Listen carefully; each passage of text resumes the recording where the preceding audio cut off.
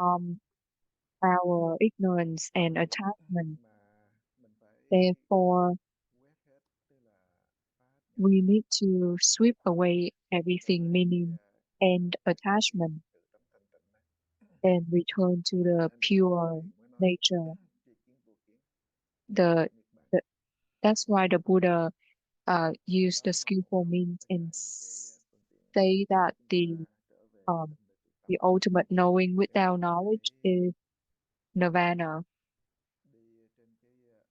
That is the skillful means for us to return to the Buddha nature. And in order for us to arrive at that stage of, ultimate knowing without knowledge, uh, we need to rely on the skillful means of the Buddha. And the goal of those skillful means is to end attachment, to resolve the suffering of birth and death, of uh, discrimination. And for the practice, our patriarch advised us to practice deeply one method. And the method that we are using is the Hoa Thô meditation. Hoa Thô means before the thought of wanting to know, to talk raise. So for us, even though we haven't speak, we already have the thought of wanting to speak. And when we have that thought, we already at the tail of the words. Our mind tend to go outward, seek outward, and to return to the nature, the self nature is to turn inward and to move away from the sense data and return to the self nature. And the self nature is to not being controlled by subject and object,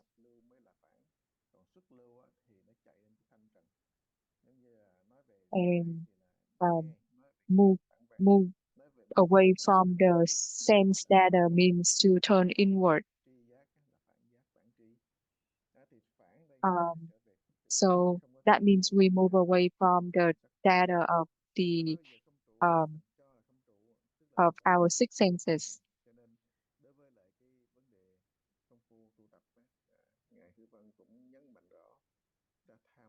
Master Hư Vân emphasized that to to practice Hoa Thô meditation means to move away from those sense data and return to the nature. But we tend to use our consciousness and create an object of returning. And if we have such object of returning, that is still considered not turning inward. That is still considered looking outward. And that's why some people assuming that moving away from the sense data means to, for example, to listen to the inside, not listen to the outside. But when we say to listen to the inside versus the outside, we still have the object of hearing and still are within subject and object. And that's why when we said to move away from the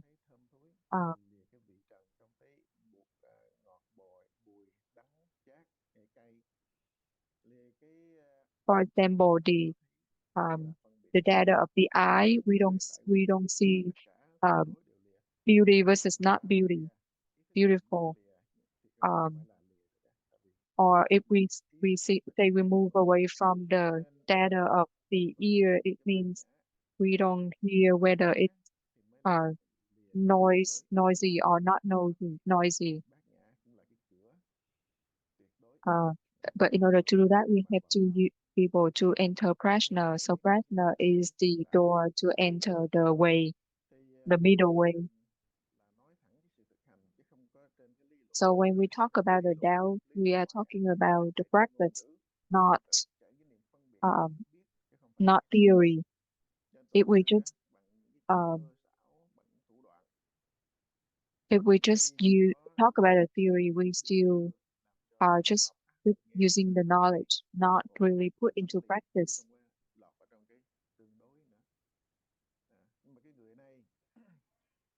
Our preachers use multiple ways for the audience to be able to enter prajna right away.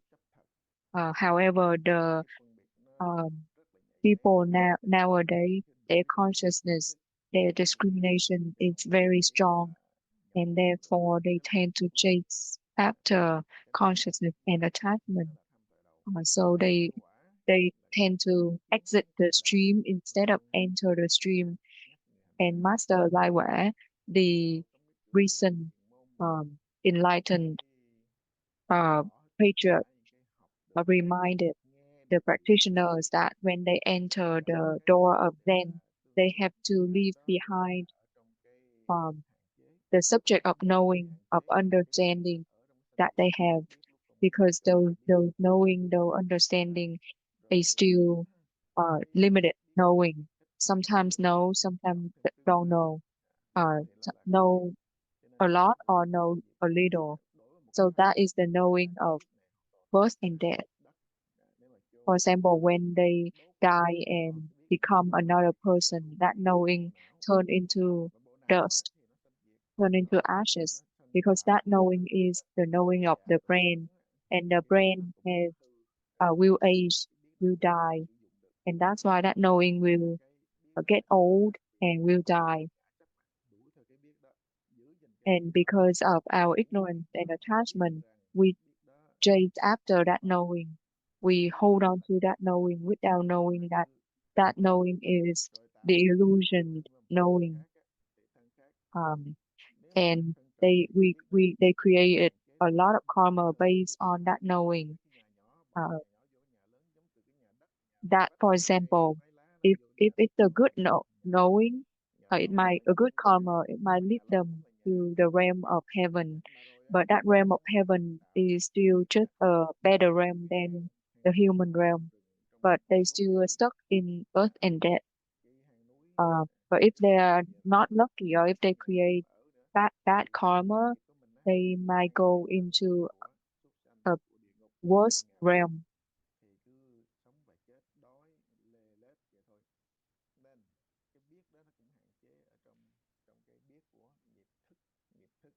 So that knowing is limited by um, their karma. It's not the knowing of prajna.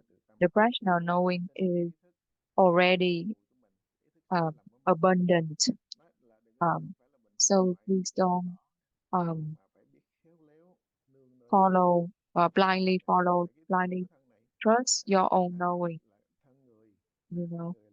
But saying that doesn't mean we want you to just cut off uh, your senses or your consciousness. We want you to cleverly utilize your consciousness, your human body, to practice to get enlightened. Um, we are lucky to have the human realm in this south realm, and are able to have enough suffering to learn Buddhism. Versus there are the group of people that are born in the northern realm, and they have way more blessing than us. They don't have suffering. They live up to 1,000 years old, and they don't experience uh, sickness or old age. So they don't have the suffering of the body. They only have the suffering of not knowing Buddhism, and they are considered one of the eight hardships because they are too blessed that they never have the motivation to learn Buddhism. Only after they pass away from that realm and might turn into the human in the south realm, then they might continue to learn Buddhism. So we are very lucky to have such human body. We need to find way to pay gratitude. Um, um,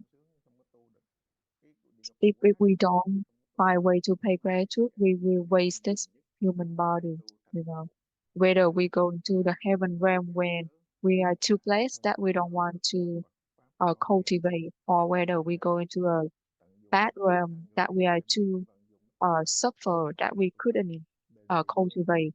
Both of those ways are not as good as the human way. Um, so don't get fooled by the five desires, worldly desires, and wasted human body. So anybody have any question about the practice, feel free to bring up your question. Namo Shakyamuni Buddha.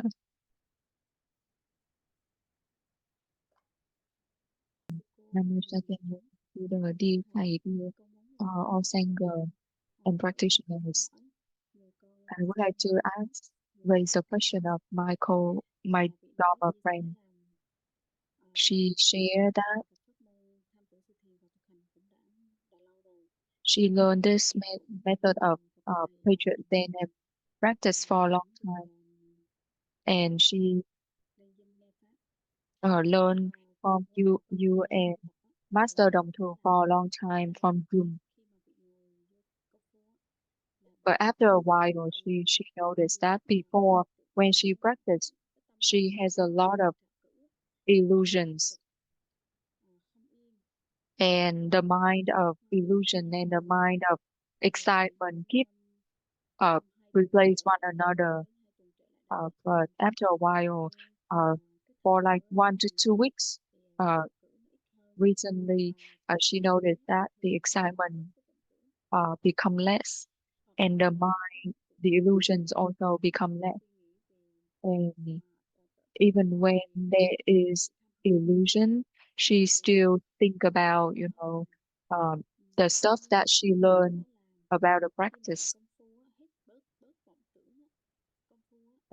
But she noticed that when illusion become less, her mind feel very pure, very calm, very quiet.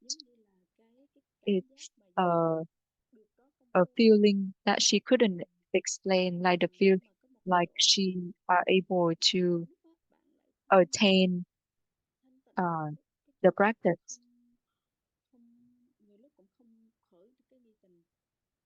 Uh, even though at that time she feel like she's not able to raise the doubt. So can you clarify whether she was falling into nothingness, or is it that her practice improved? Thank you, Master.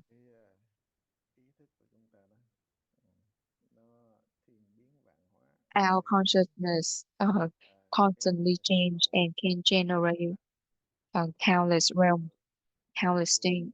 It generates the object of seeking, gaining, and fearing. Um, it tends to push our mind to feel peace- peaceful or not peaceful, and making us assume that this is peaceful or not. So the consciousness keep leading us into different mental states. So the thought of knowing, like knowing the feeling, knowing that even the thought of knowing that we are practicing.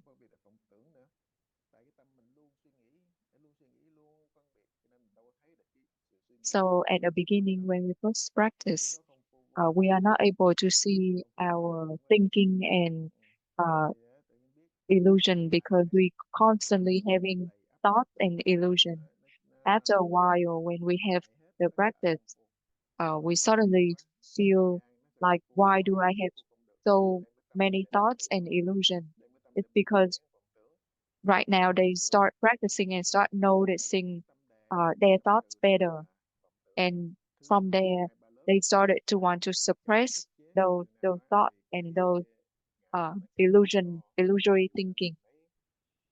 But the more they try to suppress those thoughts, those illusions, um, their attachments seem to grow bigger, their ego seem to grow bigger, and some of them feel so discouraged that they feel like maybe it's too hard to cultivate. I might just do the charity work,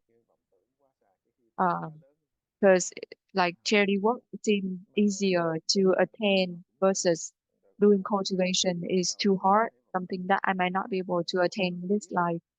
But then after that, they overcome uh, that thinking and go back to the practice. Um, and they keep feeling like the practice is not interrupted. It is not uninterrupted because there's still too many thoughts and illusion. However, after a while, with the rules from the temple, they gradually become familiar with the practice and are able to practice better.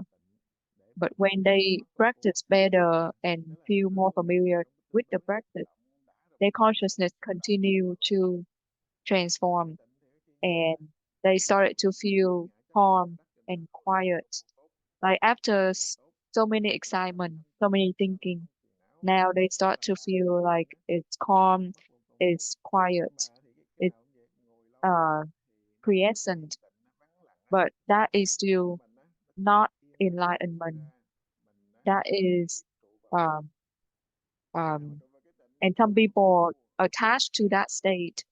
Um they stuck at that state um because they feel so good about being calm, the quietness, but that is still not enlightenment. And some even come to the state where they fall into nothingness or into legacy, and they feel really enjoy that state because they feel like they attain concentration, samadhi. Um, but we have to be very careful with this state. The Buddha advised us that don't fall into the trap of the consciousness and mistake enemy for your child, um, and assume that that is the state that you already attain. That's why Master Lai always advise us we have to always keep ask the question clearly and slowly.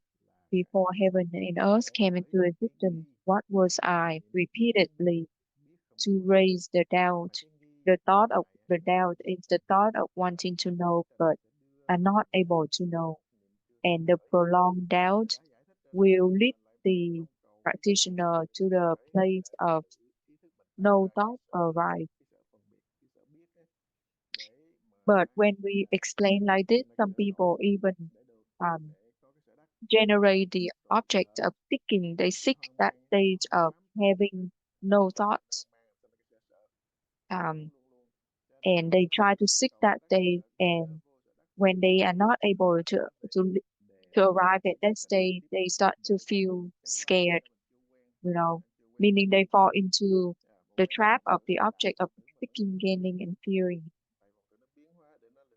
And that's why Master Lai said, um, don't don't be close to the illusion.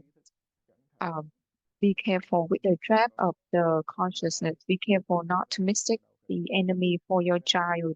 You need to always return to uh, raise the question, raise the doubt. And when we do that, it helps us to put down the attachment, subject and object. And when we are able to sweep away everything, put down everything, when we are not attached to anywhere, not stuck to anywhere, then we arrive at the Hoa state. Um, if you're at a state where you still know that you have the practice, you still attached to the practice, you still feel like you're gaining the practice, that is not the state of Hoa. And that's why the preacher said this practice, this method doesn't have anywhere for us to attach to.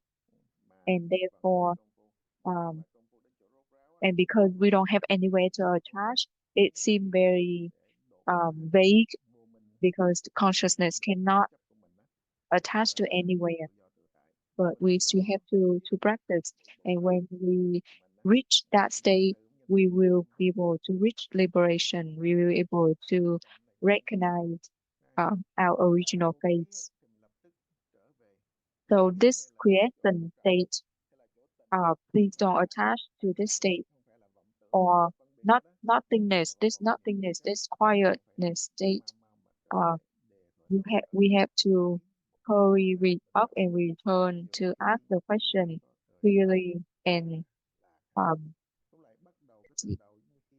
slowly before heaven and earth. What was I continue to meditate?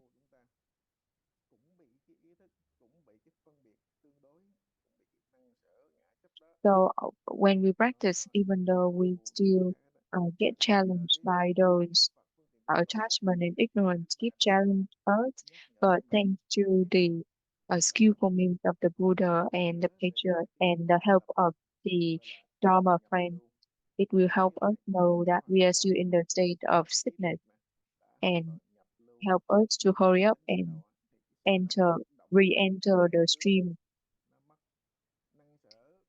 And when we arrive at the Hoa Thong state, means the state where subject and object all disappear, uh, and we will be able to eventually uh, transcend birth and death.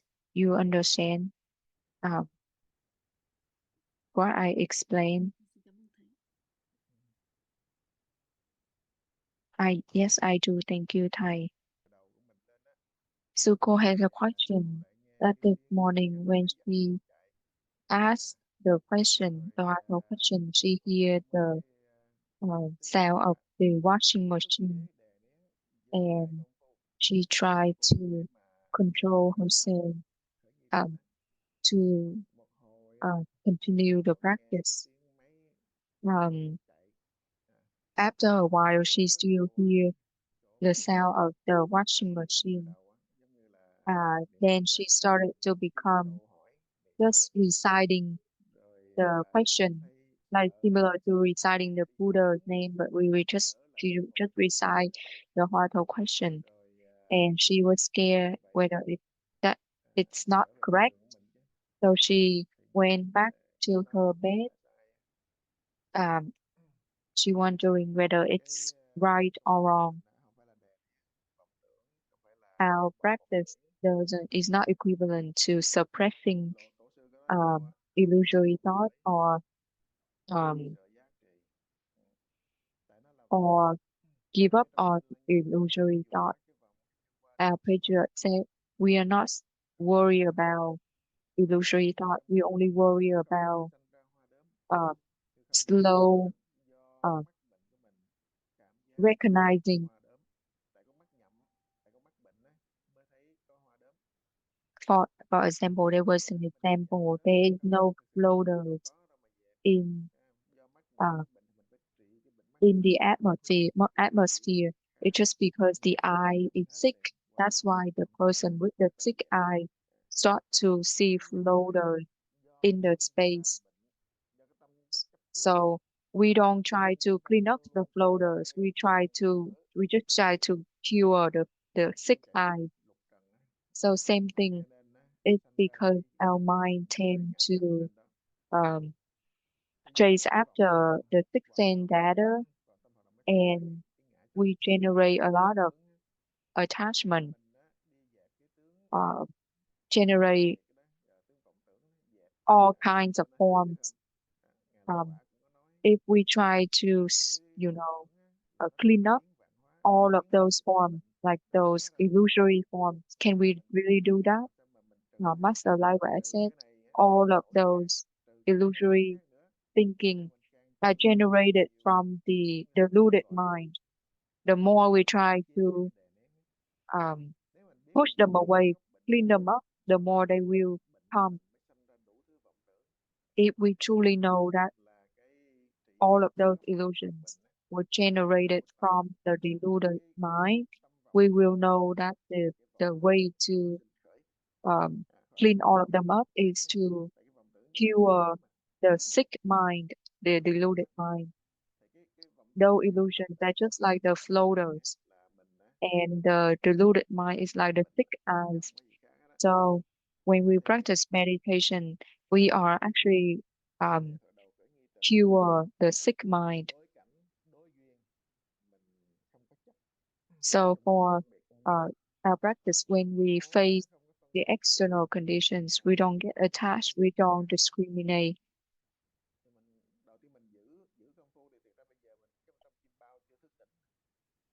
And when we say that, um, you have to understand that right now we are still in the open eye dream. So it doesn't matter what we say, right or wrong, we are all still in the dream. Only when we awake from this open eye dream, we will understand everything. So the way for us to do that is to always ask the question and raise the doubt. If right now we think this is delusion, this is enlightenment, all of those are still discrimination and attachment because we're not awakened yet. Uh, Therefore, please don't uh, uh, please don't make it too difficult on all of that. Just always ask the question, raise the doubt whether you are washing the dishes, washing your clothes, um, greeting your friends and family, or talking to your friends and family. Always ask the question and raise the doubt. You don't need to hide away from anything. Um, when your mind is strong, you will know to prioritize your practice and will not let those external conditions influence you. Just like a student who who is very diligent with his studying, um, he prepared himself for the exam and he prepared himself very carefully and he still see his friends and family. It's not like he doesn't uh, think about his family or his friends or he doesn't see them, but it's just because he's too focused on his study. So you can see that it's because the student is very diligent. Same thing if we prioritize focus on the practice and um, being diligent, we will reach achievements.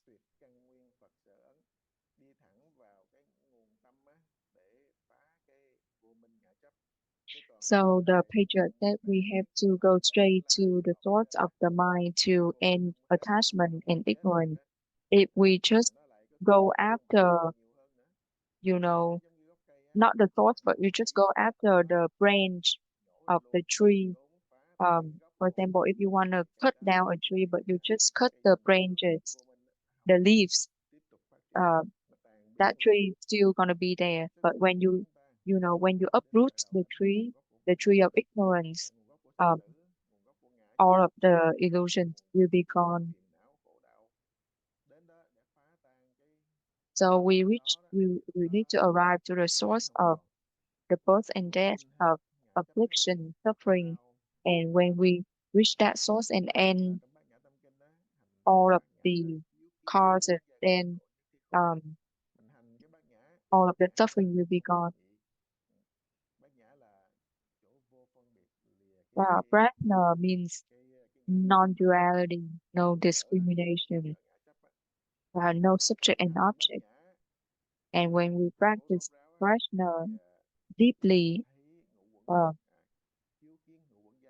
we will be able to see that the five scandals are all empty, and it uh, that is equivalent to awaken from the open eye dream.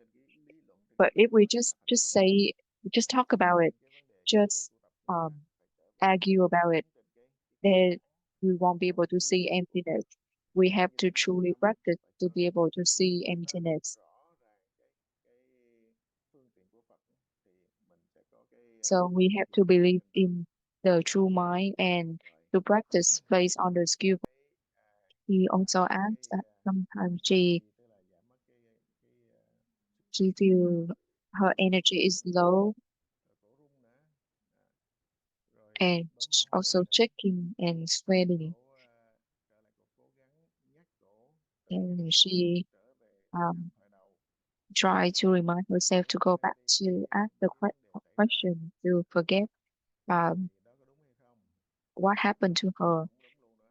So is that right or not? Thầy said it's not right. It is not right either. You don't need to do that.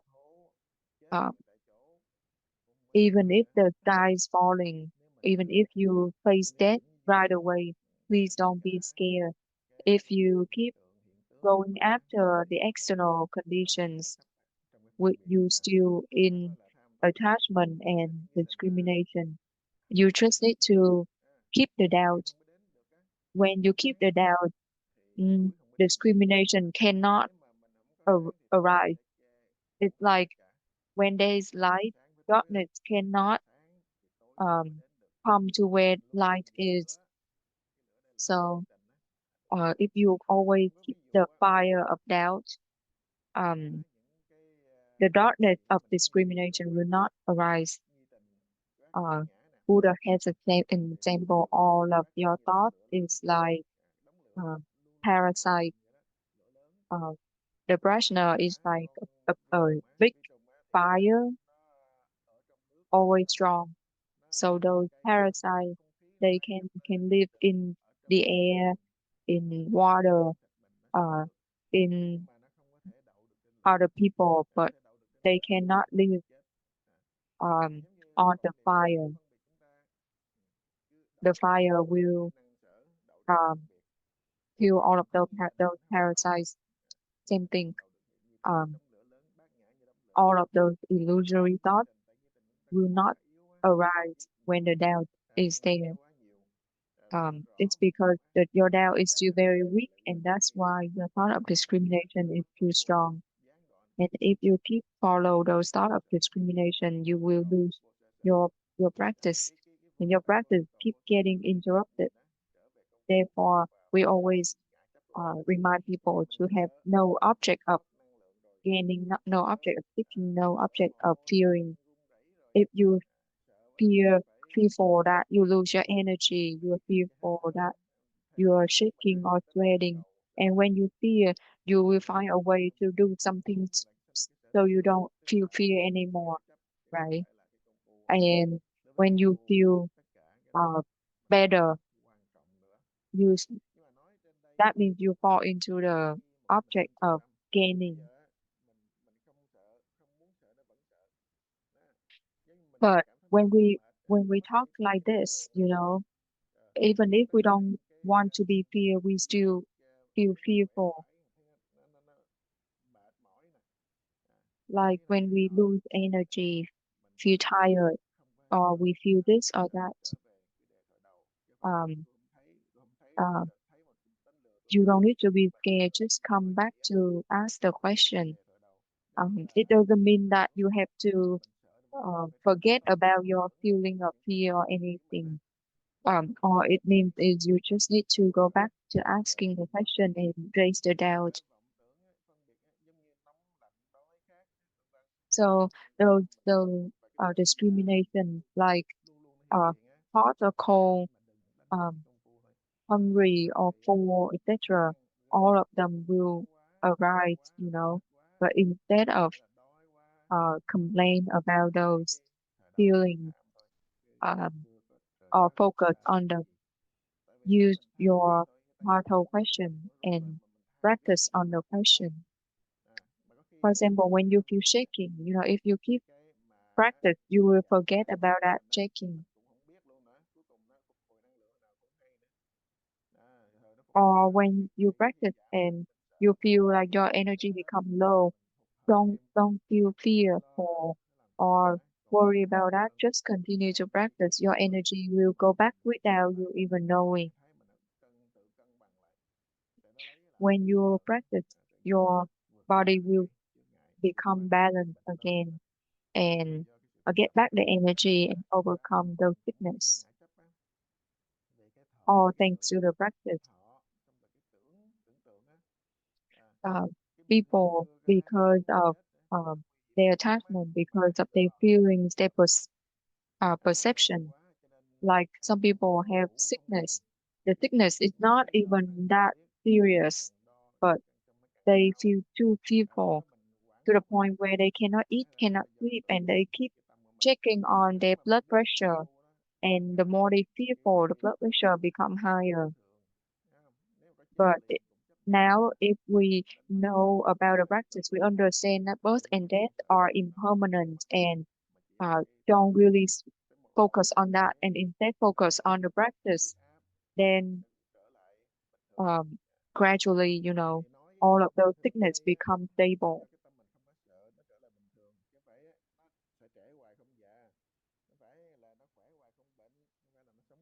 So when we say talk about a balance here, it means like because we calm, uh, practice well, that's why our body become balanced. It doesn't mean that we will not age or we will not die. Everybody will age, will die, but um, don't worry about any of those things. Please only worry about when you lose your practice. Uh, the most fearful thing is when you lose your practice and get plunged further into birth and death. We are in birth and death for countless lives. Um,